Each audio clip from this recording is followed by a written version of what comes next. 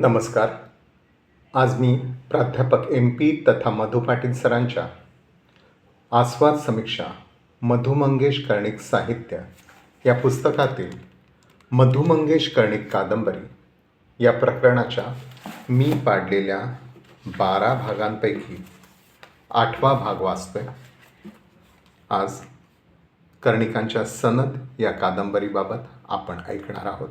सनद ज्यांना घराणेशाहीचे वरदान आहे, IAS, IPS, defence services, foreign services यात ज्यांच्या पिढ्यानपिढ्या गेलेल्या आहेत, त्यांनी मॅन इटर्ससारखं ब्लड ऑफ पॉवर चाखलेलं असतं. वकिलीची सनद काढली तशी ही मंडळी राज्यकारभारात शिरून भ्रष्टाचाराची सनद काढतात. हे महत्त्वाकांक्षी सनदी लोक राजकारण्यांच्या वशिल्यानं इथं येतात आणि सत्ता गाजवत भयंकर लबाड्या करतात. अशा सनदी नोकरशाहीचा प्रतिनिधी संदीप कश्यप ही सनद कादंबरीची मध्यवर्ती व्यक्तिरेखा आहे. सत्ता, त्यातून आलेला नोकरशाहीचा उद्दाम दिमाग, अहंकार, मूल्यभ्रष्टता आदींचा अर्क ठरावा अशी ही व्यक्तिरेखा आहे. धूर्तपणे एटिकेट्स पाळत काम साधून घेणं हा त्यांच्या रक्तात मुरलेला त्यांचा सहज धर्म आहे. राजकारण, कॉर्पोरेट ऑर्गनायझेशन, उद्योग भवन, मंत्रालय येथील माणसे येथे वावरत असली तरी ही सर्व माणसं आणि ही सर्वच कादंबरी याच सनदी व्यक्तिरेखेभोवती फिरत असते आणि सनद या शीर्षकाचीही अर्थपूर्णता व्यक्त करीत असते. दिल्लीतील बडेप्रस्थ पॉलिसी मेकर रवी मेहरा यांचा मेहुणा केंद्रीय राज्यमंत्री रावसाहेब जमदाडे यांच्याकडे काम केलेला त्यांचा सेक्रेटरी खास वशिल्याने उत्पादन वाढ व खरेदी विक्री महामंडळाचा MD संचालक म्हणून हा सनदी अधिकारी बांद्रे रेक्लेमेशनवरील उद्योग भवन इमारतीतील कार्यालयात रुजू होतो आणि दिमाखात आपली कारकीर्द सुरू करतो. स्वागतासाठी कनिष्ठ अधिकाऱ्यांनी त्यांच्यासाठी आणलेल्या हारतुऱ्यांकडे तुच्छतेने दृष्टिक्षेप टाकून गाडी थेट मंत्रालयाकडे न्यावयास सांगतो आणि केबिनमध्ये येताच please get me Delhi, connect to my previous office असे लेडी सेक्रेटरीला सांगत आपल्या राजधानीतील अधिकाराची जाणीव करून देतो. महामंडळाचे चेअरमन बाळासाहेब साळुंखे यांच्या केबिनमध्ये जाताच दिल्लीतील रिवाजाप्रमाणे खूप वाकून दोन्ही हात जोडून नमस्कार करीत, नो सर, सगळं आपल्या सल्ल्यानेच करेल असं म्हणणारा हा MD काही दिवसांनी त्यांच्यावरच कुरघोडी करणार असतो.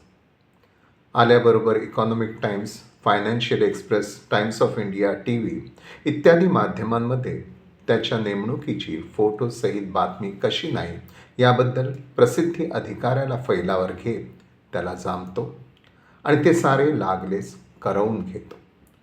लार्जेस्ट सर्क्युलेटवाल्या मराठी पेपरमधल्या नाचणे या पत्रकाराला 3,000ची जाहिरात देऊन आपल्या सर्व प्रकारच्या प्रसिद्धीसाठी त्याला विकत घेतो. त्याचाच बॅचमेट आत्ताचा मुख्यमंत्र्याचा सचिव ऋषिकेश बसू याच्याशी संधान बांधून मंत्रालयातील सर्व सनदी अधिकाऱ्यांबरोबर संपर्क ठेवतो. बांद्र्याला सागर किनारी नवीन हाऊसिंग सोसायटी स्थापन करून स्वतः सेक्रेटरी बनून चीफ सेक्रेटरीला अध्यक्ष करून त्याला गुंडाळतो. ताज ऑबेरॉयमध्ये कॉर्पोरेशनच्या खर्चाने पत्रकार, उद्योगपती, मंत्रालयातील अधिकारी यांना डिनर पार्ट्या देऊन त्यांना आपलेसे करून ठेवतो. उद्योगमंत्र्याच्या बायकोला शिर्डीला जाण्यासाठी कॉर्पोरेशनची गाडी देऊन त्यांना उपकृत करून ठेवतो. राज्यपालाच्या बायकोला झोपडपट्टीतील बायकांसाठी छोटे उद्योग सुरू करण्याबाबत सहकार्य देऊन तेथेही आपली पत निर्माण करतो. अशा तऱ्हेने धूर्तपणे स्वतःची पॉझिटिव्ह प्रतिमा उभी करीत एक एक पाऊल पुढे टाकू लागतो. शासकीय कर्मचारी युनियनच्या नको असलेल्या अधिकाऱ्यांच्या बदल्या करून टाकतो. त्यांना नामोहरम करतो. खुद्द बाळासाहेब साळुंखे या कॉर्पोरेशनच्या चेअरमनचे खाजगी कामासाठीच्या प्रवासाचे TA बिल अडवून त्यांना आव्हान देतो. मुख्यमंत्र्याशी संपर्क साधून चेअरमन साहेबांनी त्यांची बदली रेव्हेन्यू अँड फॉरेस्ट डिपार्टमेंटला करताच दिल्लीशी संपर्क साधून ती बदली रद्द करवून घेतो. त्याला मोठी पब्लिसिटी देतो. अशा तऱ्हेने चेअरमनवरच नाही तर मुख्यमंत्र्यांवरही तो कडी करतो आणि महामंडळाचा केवळ MD नव्हे तर सर्वेसर्वा होतो. त्याचा दर्प असा आहे. वयाच्या 22व्या वर्षी मी एका प्रचंड कॉर्पोरेशनचा सर्वेसर्वा बनलो आहे. आमचे पगार कमी असतील पण आमच्या powers it has no parallel. माझ्याबरोबर डिग्री घेतलेले प्रायव्हेट सेक्टरमध्ये गेले. त्यांना कंपनीचा चीफ सेक्रेटरी म्हणून 1,00,000 पगार मिळतो.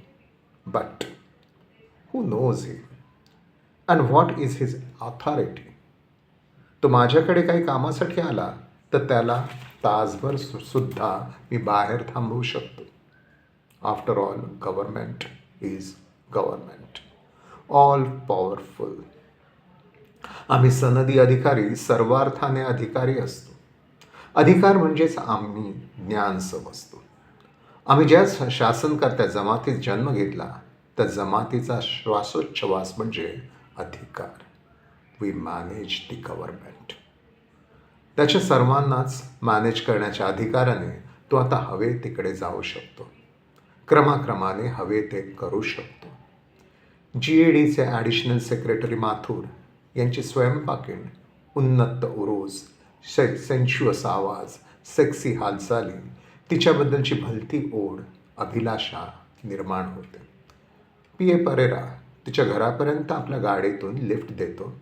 तिच्या जवळ जातो, तिला मिठीत घेतो, घट्ट जवळ ओढतो आणि तिच्या ओठांवर ओठ टेकतो. पुढलं धिटाईचं सेक्स स्कॅन्डल आणि त्यातून निर्माण झालेले मोठे भ्रष्टाचारी प्रकरण, त्याच्या भ्रष्ट चारित्र्याचे, मॅनेज करणाऱ्या त्याच्या सनदी कर्तृत्वाचे आणि कादंबरीचा कळस गाठणारे प्रकरण.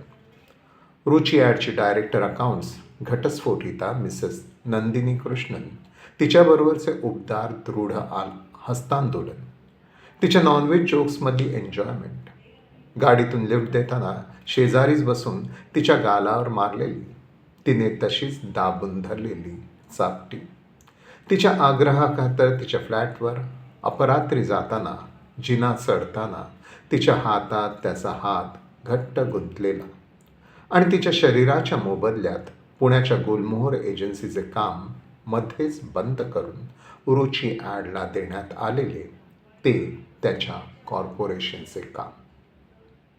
नंदिनीपासून वारंवार मिळणाऱ्या शरीर सुखासाठी पुढले एक भ्रष्टाचाराचे प्रकरण तो निर्ढावल्यासारखा वाममार्गाने हाताळतो. नंदिनीचा सो-कॉल्ड मेहुणा गोपाळ कृष्ण मेनन याने फ्रॉड करून कागदावरच युनिट असलेल्या, प्रत्यक्षात नसलेल्या साबणाच्या कारखान्यासाठी परदेशातून इम्पोर्ट केलेली जनावरांची चरबी याच्या करामतीने आणि याच्याच महामंडळामार्फत दिल्लीला पोहोचवून तिथल्या शुद्ध तुपात भेसळ करून प्रचंड नफा मिळवला जातो. दिल्लीच्या वर्तमानपत्रांमध्ये आणि मुंबईच्या विधिमंडळामध्ये हे प्रकरण प्रचंड खळबळ माजवते. महामंडळातील प्रेमा चौबळ ही कार्यदक्ष तरुण अधिकारी स्त्री सर्व पुराव्यानिशी फाईल तयार करते आणि MD या नात्याने त्याच्या पुढे मांडते. पण दिवसभरात मुंबईच्या सर्व पत्रकारांना भेटून स्कॉच आणि लॅव्हिश डिनरची पार्टी देऊन ॲडव्हर्टाइजमेंट इश्यू करून तो सर्वांची तोंडे बंद करतो. या प्रकरणात इतर अधिकारीच कसे जबाबदार आहेत हे आधीच विकत घेतलेल्या नाचणे या पत्रकाराला छापावयास सांगून स्वतःचे नाव या बाबतीत कुठेही छापून येणार नाही याची तजवीज करतो. आणि प्रेमा चौबळ यांनी त्यांच्याकडे भ्रष्टाचाराची सर्व पुराव्यांसहित मांडलेली फाईल तो ताब्यात घेतो आणि स्वतःच्या कस्टडीत कायमची बंद करून टाकतो, ज्यात तिने केलेले नोटिंग कधीच सापडणार नसते. आणि एकाच दमात चेअरमन बाळासाहेब यांना कायमचा निरोप आणि प्रेमा चौबळ यांची उद्योग भवनातील महामंडळाहून मंत्रालयातील समाज कल्याण खात्यात ट्रान्स्फर असा निरोप समारंभ सर्व प्रिय कर्तृत्वाचा महासागर अशा कश्यप साहेबांच्या अध्यक्षतेखाली उद्योग भवनातच पार पाडतो. सनदी अधिकारी संदीप कश्यप ही मध्यवर्ती व्यक्तिरेखा आणि त्याच्या भोवतीचे कथानक याखेरीज या कादंबरीमध्ये महामंडळ, उद्योग भवन, मंत्रालय या आणि अशाच ठिकाणी चाललेल्या राजकारणाचे अनेक संदर्भ येऊन जातात.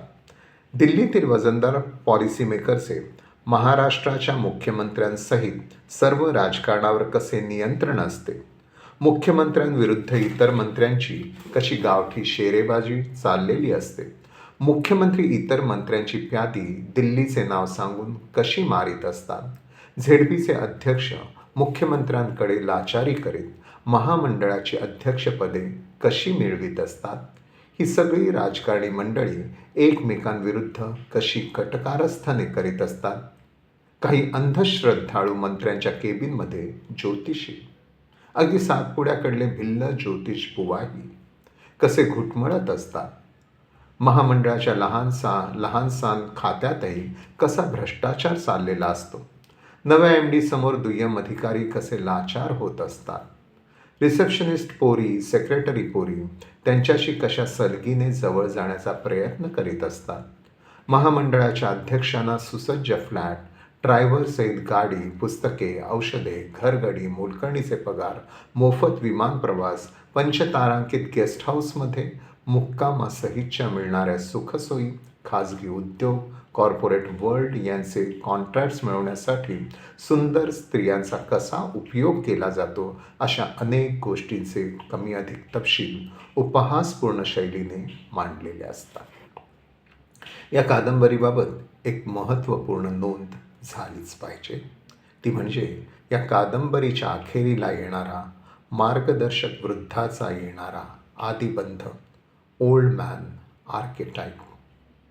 वामनराव जोशी, 75 वर्षाचे स्वातंत्र्य सैनिक, प्रस्तुत मंडळाचे पहिले चेअरमन. या महामंडळाची योजना, स्थापना, उभारणी यांनीच केली. ते ऑफिसचा पेपरसुद्धा कधी घरी नेत नसत. गाडी फक्त यायला नि जायला वापरायची. गेली 15 वर्ष साखरदांडा भागातील जुन्या पुराण्या कौलारू वास्तूत राहणारे त्यांचे विचार. खाजगी क्षेत्रात सगळ्यांनी गळचेपी केली म्हणून आपण पब्लिक सेक्टरकडे वळलो. That was a right decision. Panditji was a man of vision. त्यावेळेचे सारेच लोक तसे होते. आता सामान्य पिग्मी लोकांचा वावर सुरू झालाय. ब्युरोक्रेस्टही तसेच. Corruption rampant. महामंडळे म्हणजे सोन्याची अंडी देणारी कोंबडी वाटू लागली. नोकरशाहीत पूर्वी न दिसलेले पैलू दिसू लागले. अतिमहत्वाकांक्षी सनदी अधिकारी नि भ्रष्ट राजकारणी मंत्री यांची युती होताच भ्रष्टाचाराची वारुळे उभी राहू लागली. नि त्यावर डोलणारे अप्रामाणिक नाक फणा उभारून जे दिसेल ते गिळंकृत करू लागले. या पार्श्वभूमीवरची वेगळी शासकीय अधिकारी प्रेमा चौबळ. त्या शुद्ध तुपात जनावरांच्या चरबीच्या भेसळ प्रकरणात पुराव्यानिशी फाईल तयार करून कश्यपकडे ती देते आणि म्हणते, हे सारं भयंकर आहे. या फाईलवर मी जे लिहिलं आहे त्यातील एक अक्षरही मी बदलणार नाही. या पापात जे भागीदार असतील त्या सर्वांना शिक्षा झालीच पाहिजे. CM काय, प्रत्यक्ष परमेश्वराला तरी मी माझ्या मनाला, सत्सद विवेकबुद्धीला फसवणार नाही. कुठल्याही दडपणाला मी बळी पडणार नाही. या तिच्या निर्भय, विवेकी, मूल्यपूर्ण, दृढनिश्चयी निर्णयामुळे कश्यपकडून तिचाच बळी गेला आहे. राजीनामा देण्याच्या इराद्याने ती वामनरावांबरोबर संवाद साधते आहे. मी अतिशय फ्रस्ट्रेट झाली. मला वाटतं या साऱ्या सिस्टीममध्ये मी मिसफिट आहे. मी यातून बाहेर पडावं. आपल्याला काय वाटतं? माझ्यासारखं सरळ माणसाला या राज्यात काम करता येणार नाही हो. यावर त्या वामनराव जोशी यांचे मार्गदर्शक वृद्धाचे मार्गदर्शन असे आहे. या घटकेलाच तुझी कसोटी आहे. हरिभाऊ, तुझे वडील यावेळी कसे वागले असते सांगू? He would never thought of running away. लढाई सोडून जाणारा तो सैनिक नव्हता. तुझ्यासारखी जी मुले मध्यमवर्गीय कुटुंबातून आलेली असतात, ती काही मूल्ये सोबत घेऊन आलेली असतात. ही मुलं बहुधा शिक्षकाची, प्राध्यापकाची, कारकुनाची, शेतकऱ्याची असतात. या मुंबई इलाख्याची उत्तम राज्यकारभाराबद्दल ख्याती होती. या राज्याने रामशास्त्री बाण्याचे उत्तमोत्तम सनदी अधिकारी दिले आहेत. तुझ्यासारख्या शुद्ध आचरणाच्या अधिकाऱ्यांनी देतील त्या जागेवर घट्ट पाय रोवून उभं राहायचं. नि प्राण गेला तरी सत्व सोडायचं नाही. म्हणजे कश्यपसारखे भ्रष्टाचारी लोक हळूहळू निष्प्रभ होतील. वकिलीची सनद काढावी तशी ही मंडळी राज्यकारभारात शिरून भ्रष्टाचाराची सनद काढतात. ती सनद रद्द करणं तुझ्यासारख्यांच्याच हाती असतं. सत्य आणि शुद्ध आचरण यांचं स्वतःचं असं अंगभूत सामर्थ्य असतं. इथं 8वा भाग संपवतोय. धन्यवाद.